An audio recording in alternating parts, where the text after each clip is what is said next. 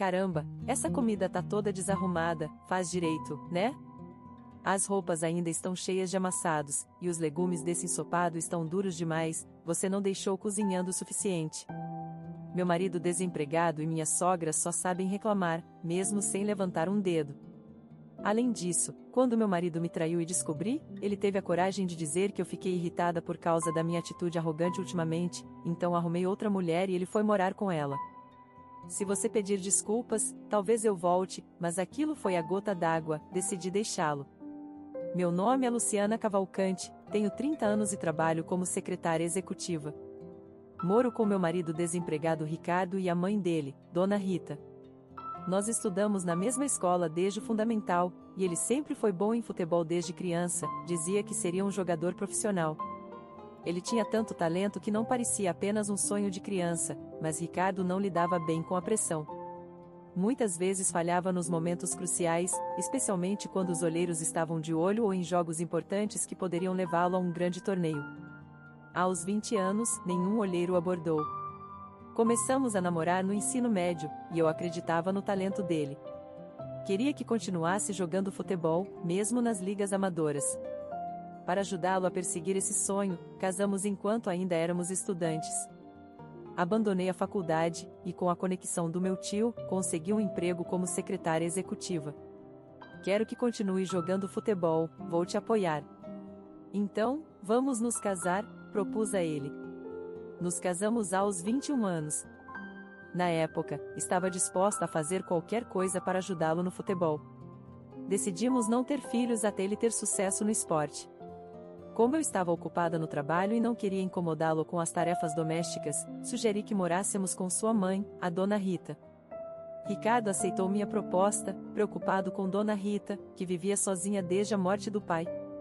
Os primeiros 5 anos de casamento foram felizes. Ricardo treinava futebol todos os dias, às vezes fazendo testes para times. Não estava dando certo, mas ele continuava tentando. Dona Rita cuidava das tarefas domésticas, agradecendo constantemente por eu trabalhar tanto. Eu levava uma vida plena, equilibrando meu trabalho exigente com as responsabilidades em casa. Tudo mudou quando fiz 27 anos. A pequena empresa de material de escritório em que eu trabalhava cresceu após um de nossos produtos viralizar online. Passamos de uma equipe de cerca de 10 pessoas para uma empresa com cerca de 100 funcionários. Com esse crescimento, meu salário aumentou significativamente, e eu estava entre os maiores ganhadores da minha faixa etária. O departamento de secretariado foi criado, e comecei a delegar tarefas menores aos meus subordinados, o que me deu mais tempo para sair do trabalho em um horário razoável e aproveitar meus dias de folga. Originalmente, eu queria cozinhar para Ricardo e ajudar Dona Rita nos meus dias de folga. Então, comecei a ajudar com as tarefas domésticas. No entanto, à medida que tive mais dias de folga, não era mais sobre ajudar a Dona Rita com as tarefas. Ela começou a deixar todas as tarefas domésticas para mim e sair para aproveitar o tempo dela. Enquanto isso, Ricardo, que inicialmente ficou feliz com meu salário maior e mais tempo livre, começou a ficar com ciúmes do meu sucesso, especialmente porque sua carreira no futebol não decolava. Deve ser bom, Luciana. Você mal se esforça, e tudo no trabalho simplesmente dá certo para você. Porque tudo dá certo para você e não para mim, ele dizia com um tom rude. Eu pensei que ele poderia se expressar melhor, mas também entendia que ele estava frustrado porque seus esforços não estavam dando resultados. Então, eu fiquei quieta. Talvez tenha sido um erro. Gradualmente, Ricardo parou de tentar entrar para times e até parou de praticar. Passava os dias relaxando em casa, desperdiçando tempo no cassino.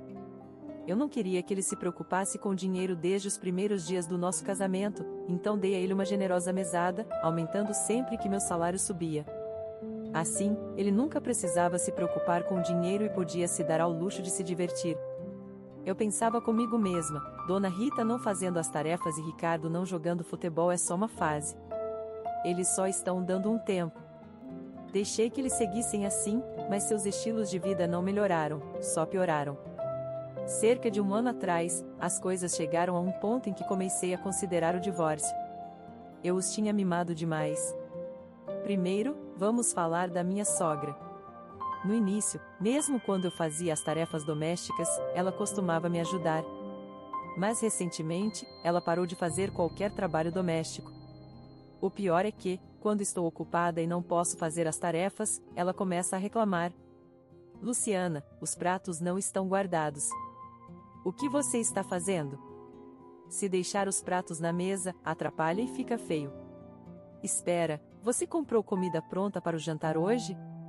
Isso é terrível, faz mal para a saúde, e além disso, você está chegando tarde em casa.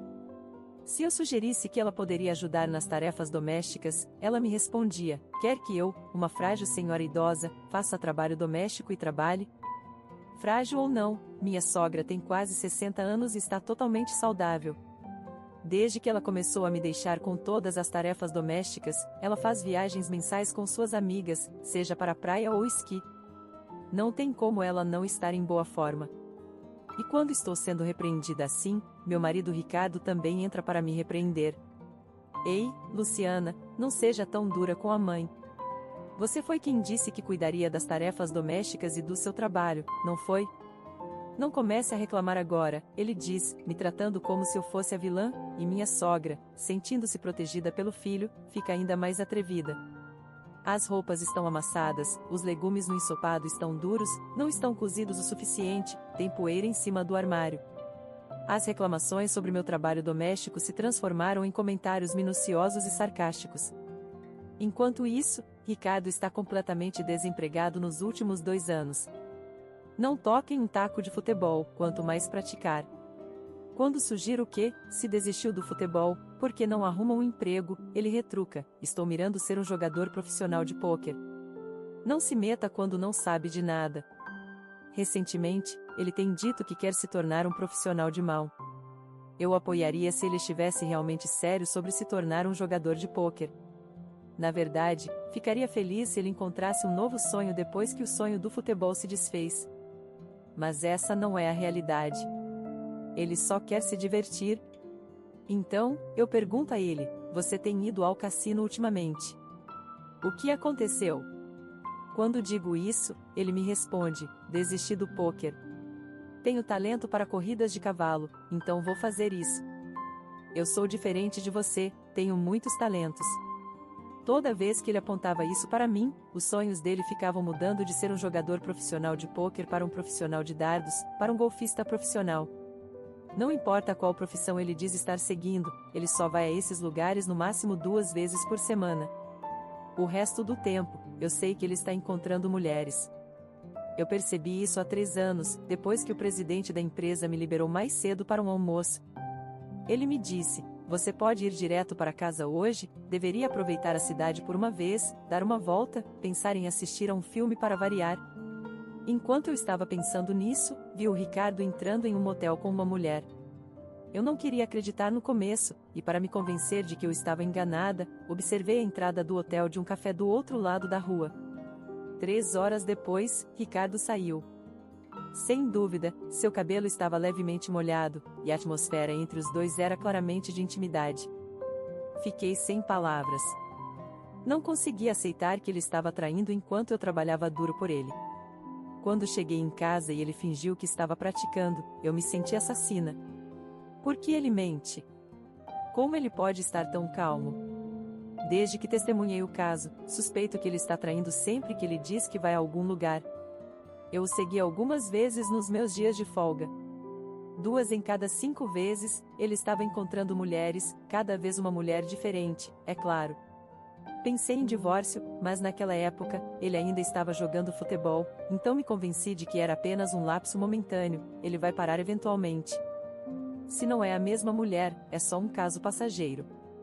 Eu amava o Ricardo que jogava futebol dessa forma. Mas agora ele não joga mais futebol.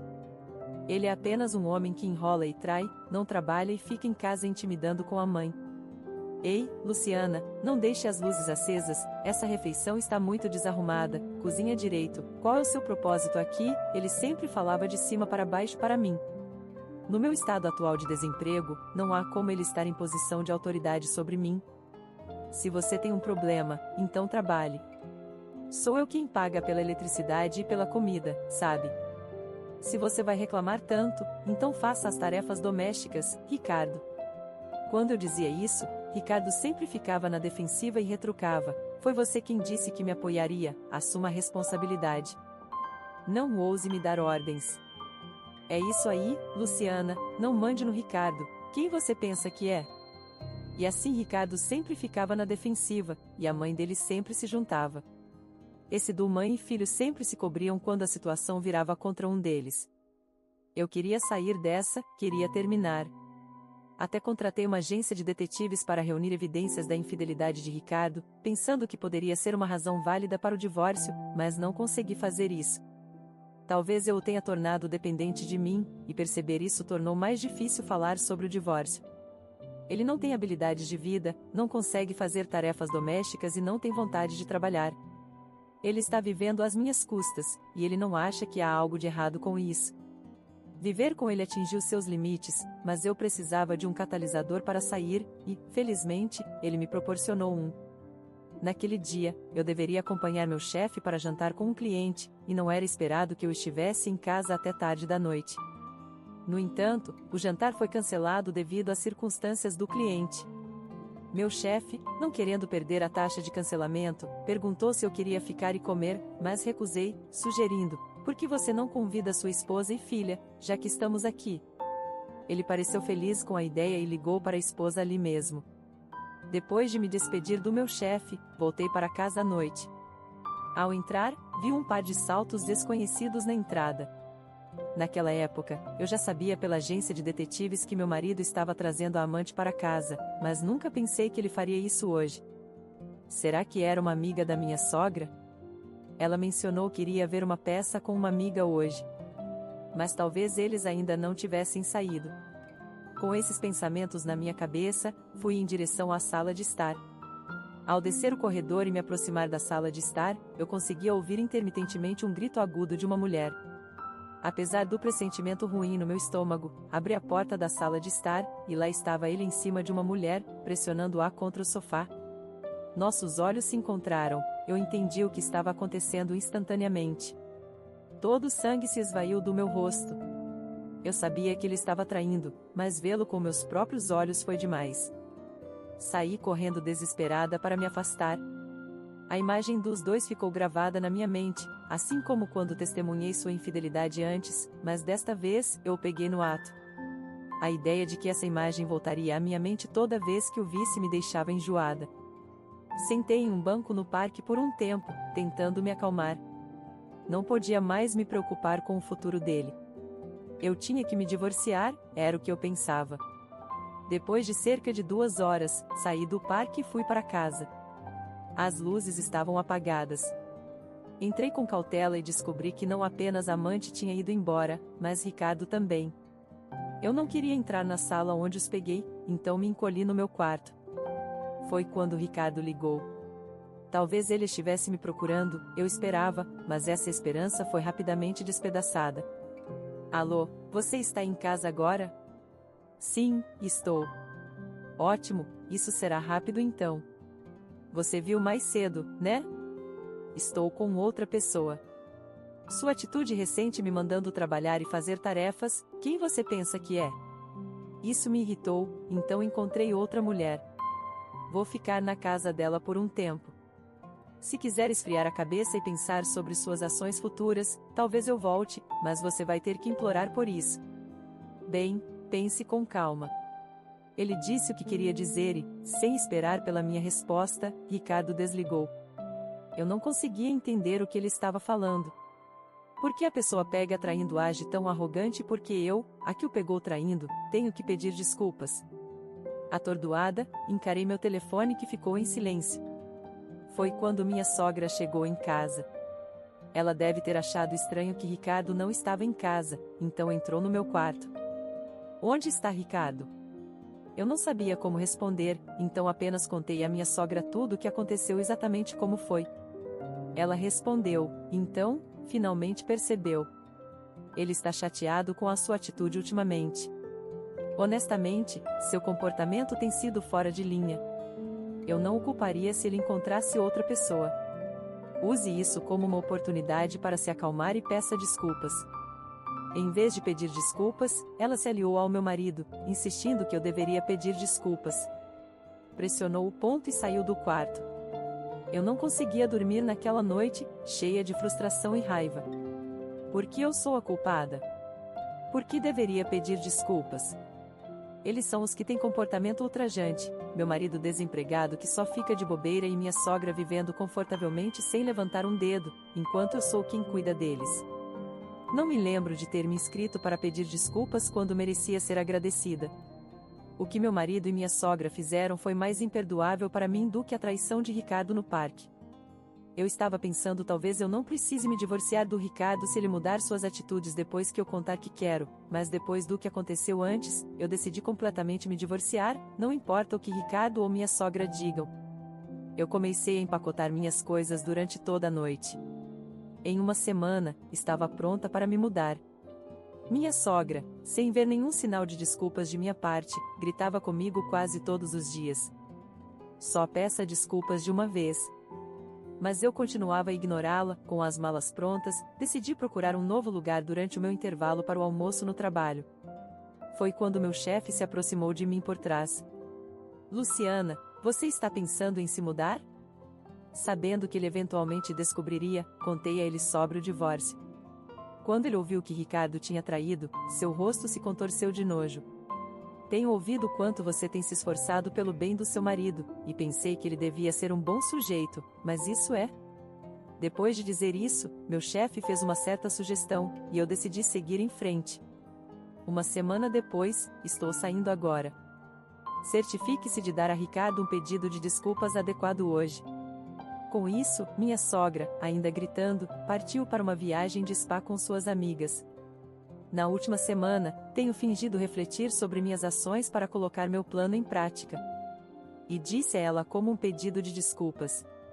Por favor, vá em uma viagem com suas amigas. Aqui está meu cartão. Divirta-se o quanto quiser. Encorajei-a a fazer a viagem sem suspeitas. Minha sogra convidou 3 amigas dizendo que a conta era por minha conta, e partiu feliz. Depois de vê-la partir, entrei no quarto dela e empacotei todas as suas coisas em caixas de papelão. Quando terminei, já era noite. Então, peguei todas as coisas de Ricardo, junto com as da minha sogra, e as coloquei do lado de fora da porta da frente. Como ainda estava dentro da propriedade, achei que não haveria nenhum relato. No dia seguinte, levantei cedo e chamei o serviço de remoção de lixo para levar todos os móveis e eletrodomésticos da casa. Eu não queria nada que Ricardo, minha sogra ou sua amante pudessem ter tocado na minha nova casa. Depois de entregar minhas coisas aos carregadores, chamei um chaveiro para trocar as fechaduras da casa antes de deixar a residência agora vazia. Agora, tudo estava pronto. Cheguei ao meu novo lugar, que ficava a cerca de 2 horas da minha antiga casa, e, assim que estava prestes a começar a desempacotar, recebi uma ligação da minha sogra. Que diabos, Luciana, o que é isso? O cartão que você me deu expirou. Consegui pagar com o meu cartão, mas fiquei tão envergonhada na frente das minhas amigas. Ela estava furiosa, provavelmente porque agora estava sozinha, após se separar das amigas. Foi mais ou menos nesse momento que tentei conter meu riso, mas não consegui. O que é tão engraçado? Desculpe, é só muito engraçado. Eu sabia que o cartão estava vencido. Fiquei aliviada que você não checou quando o aceitou felizmente. O que diabos é tudo isso? Estou cansada de você, de Ricardo, o suficiente é o suficiente. Estou planejando me divorciar de Ricardo. Não vou voltar para casa. Deixei todas as suas e as coisas de Ricardo na porta da frente. A casa está cancelada, então pegue tudo logo. Alguém mais vai se mudar em uma semana. Adeus. Mas eu disse o que queria dizer e, sem ouvir mais dela, desliguei o telefone. Sim, dar a ela o cartão expirado foi intencional, para executar meu plano de sair de casa. Eu precisava que ela saísse do caminho, que ela sumisse por pelo menos 2 dias, mas não tinha nenhuma intenção de fazer nada por minha sogra. Por isso, dei a ela o cartão expirado e sugeri que ela fosse viajar. Ela mordeu a isca sem perceber que estava vencido e foi feliz em seu caminho. Tudo correu de acordo com o plano. 30 minutos depois, Ricardo me ligou. Ei, Luciana, o que diabos é isso? O que você quer dizer? Você ouviu da sua mãe, certo? Oh, ela não é mais minha sogra, droga. Luciana, já chega. Estou falando sério. Já estou de saco cheio de vocês dois. Sua saída me ajudou a decidir sobre o divórcio. Obrigado. Foi uma boa hora para você sair. Eu não sabia onde sua amante morava, então deixei todas as suas coisas do lado de fora. Já disse a ela, mas é melhor você pegar rápido. Vai ser uma dor de cabeça para a próxima pessoa. Tentei explicar que passaria os papéis do divórcio por meio de um advogado, mas a ligação foi cortada. Provavelmente ele desligou por raiva, que homem tolo. 3 dias depois, recebi um contato do advogado informando que os papéis do divórcio haviam sido entregues a Ricardo. Eu disse a Ricardo que não sabia onde sua amante morava, mas, na verdade, eu tinha investigado usando uma agência de detetives, então eu sabia. De acordo com o advogado, ele está insistindo que não vai se divorciar, e parece que isso vai para a mediação. Eu estava preocupada com a mediação, mas se Ricardo fosse continuar assim, pensei que não havia ajuda. Havia muitas evidências, e felizmente não tínhamos filhos. Ele foi o responsável pela traição, e a maior parte dos bens foi conquistada por mim, então estaria tudo bem. Enquanto eu pensava nisso, recebi uma ligação de Ricardo. Como não tinha intenção de discutir fora de um ambiente formal, ignorei. Depois, mensagens como "não pense que pode fugir. Nunca vou me divorciar de você, e vou criar um escândalo no seu local de trabalho" foram enviadas para mim. Não pude deixar de achar engraçado ver meu marido agir exatamente de acordo com o plano que eu havia elaborado com o presidente da empresa. Naquela noite, recebi um contato do presidente dizendo que meu marido havia sido levado para a polícia. De acordo com o presidente, meu marido foi à recepção e perguntou: "Eu sou o marido de Luciana Cavalcante. Onde ela está?" A recepcionista respondeu: "Se está procurando pela senhorita Cavalcante, ela renunciou e não faz mais parte da nossa empresa." Meu marido, pensando que aquela resposta era uma mentira, invadiu o escritório do presidente e exigiu saber onde eu estava. Quando o presidente também respondeu: "A senhorita Cavalcante renunciou na semana passada", meu marido tentou agredi-lo. Os seguranças, chamados pela recepção, contiveram meu marido, que foi levado pela polícia por invasão e tentativa de agressão. Ele continuou argumentando, dizendo que era o local de trabalho de sua esposa, não era invasão. No entanto, como eu realmente havia renunciado na semana passada, a polícia não tomou o lado dele. Tudo realmente correu de acordo com o plano.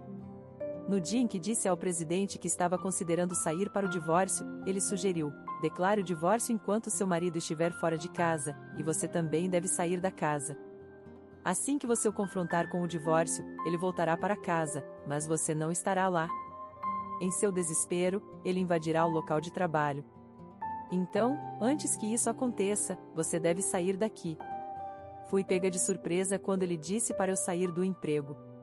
"Eu realmente não queria que você saísse, mas você precisa mudar de local de trabalho por um tempo.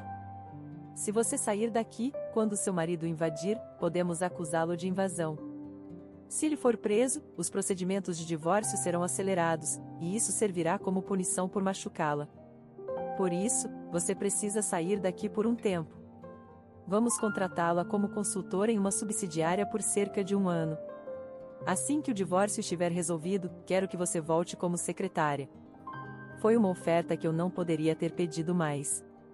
Eu achei que era bom demais para ser verdade, mas tudo realmente aconteceu conforme o plano. 3 dias depois que o interrogatório de meu marido foi concluído, visitei-o com o advogado.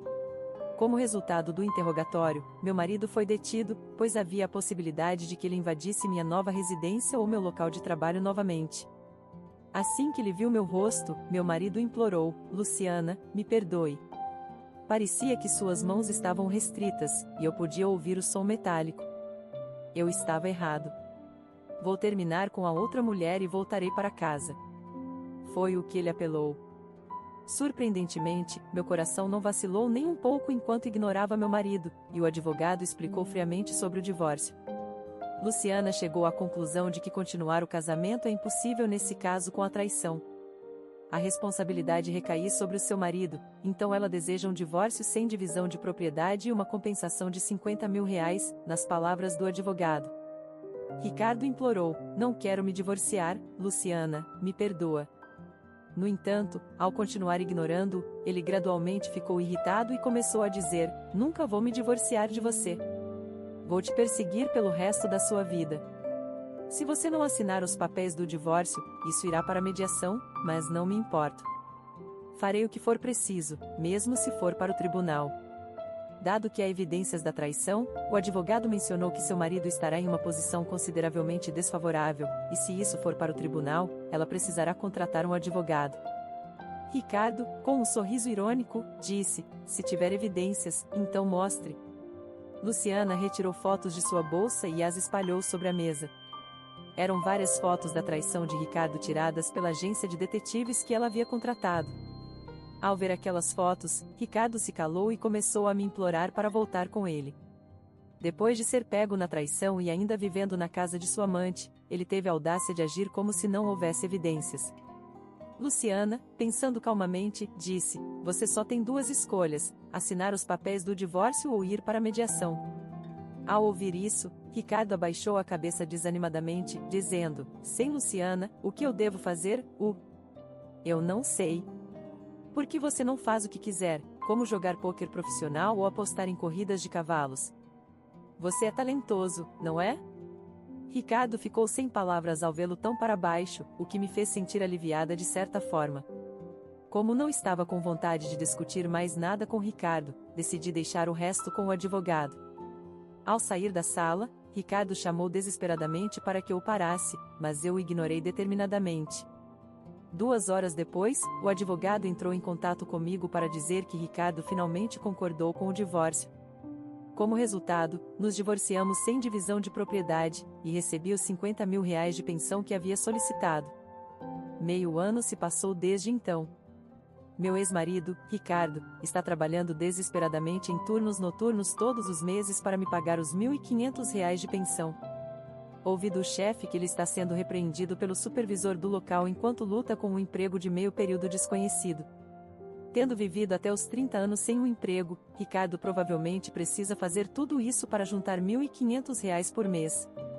Sua mãe, Dona Rita, em quem ele costumava depender, entrou em contato comigo no mês passado, dizendo: os pagamentos do meu cartão estão atrasados, e se isso continuar, os cobradores de dívidas virão atrás de mim. Por favor, me ajude.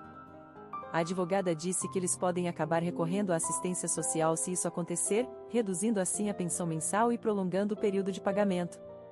Eu ganho meu próprio dinheiro, e a pensão foi reivindicada como uma espécie de retaliação contra eles, então não tenho problema contanto que eles sofram por um longo tempo. Quanto a mim, tenho vivido uma vida satisfatória desde o divórcio. Ser conselheira de uma subsidiária significa ir ao escritório 2 vezes por semana e participar de algumas horas de reuniões, então meu trabalho é bastante fácil e confortável. Graças a esse conforto, tenho aproveitado meus dias em encontros com meu novo namorado.